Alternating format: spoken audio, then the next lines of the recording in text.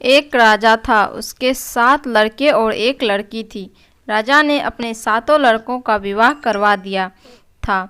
एक दिन राजा शिकार करने गया और वह जब शिकार करके वापस आ रहा था, रास्ते में उसकी मृत्यु हो गई। पिता के मरने के बाद 7 भाइयों के सिर पर पूरे घर और राज्यपाठ की जिम्मेदारी आ गई। एक दिन 7 भाई काम के सिलसिले में बाहर जाने लगे। सभी ने अपने पत्नियों से बोला कि हमारे बहन का अच्छे से ख्याल रखना, इसको किसी चीज़ की कमी नहीं होनी चाहिए।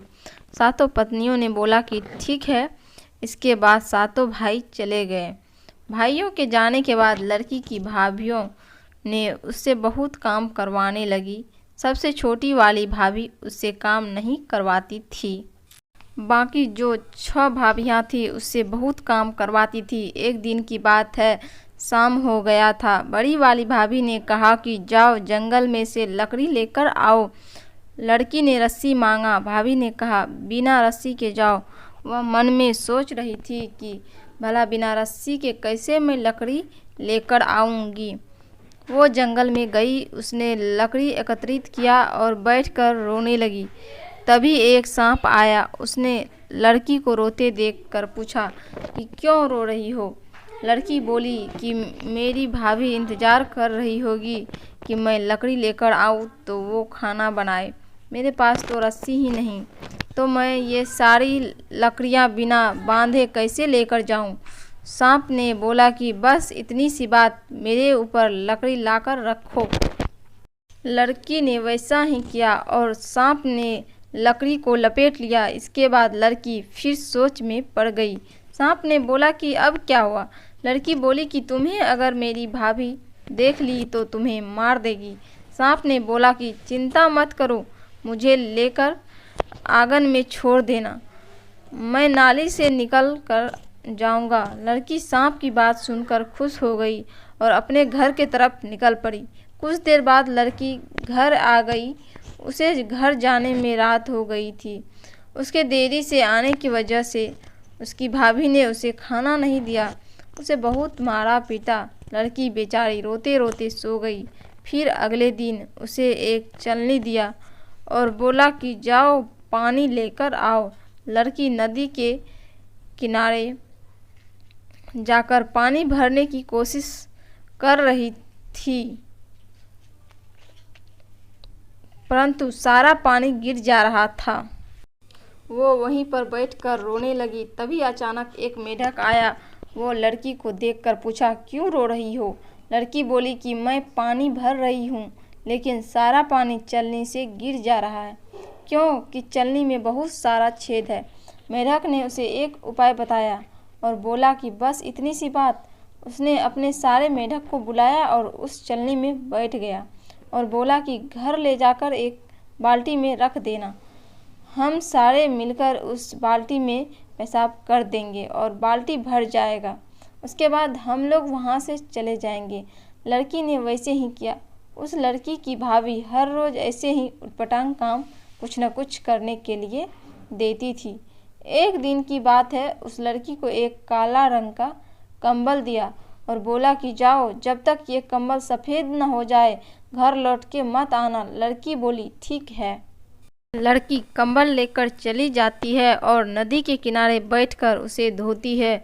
वह छोटी लड़की उस धोती गई, परंतु वह सफ़ेद होता ही नहीं। काला है तो काला ही न रहेगा, सफ़ेद थोड़ी न होगा।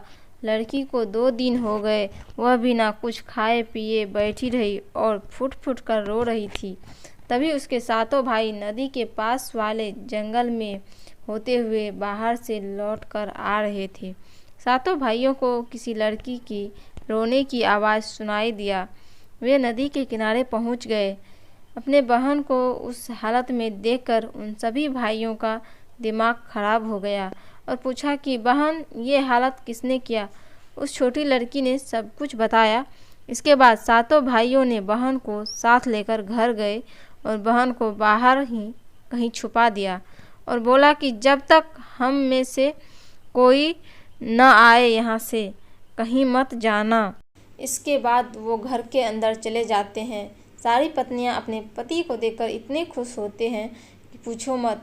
कोई पानी लेकर आती है तो कोई पंखे से हवा देती है। तभी एक भाई बोला कि मेरी प्यारी बहन कहाँ है, दिखाई नहीं दे रही है। तभी एक भाभी बोली, यहीं पर कहीं खेल रही होगी। तुरंत दूसरी भाभी बोली, अभी दूध भात चावल खाकर गई है, कहीं पर खेल रही होगी। तभी एक पत्नी बोली कि आप लोग पहले खाना खाइए, वो आ जाएगी। एक भाई बाहर जाता है और अपने बहन को अंदर लेकर आता है और अपनी पत्नी से पूछते हैं कि यही दूध भात खाई है, अगर खाई होती तो ये हालत नहीं रहती। मेरी बहन की क्या हालत हो गई है। सारी पत्नियां कुछ नहीं बोलती। तब छोटी लड़की बोलती है कि सबसे छोटी वाली भाभी ने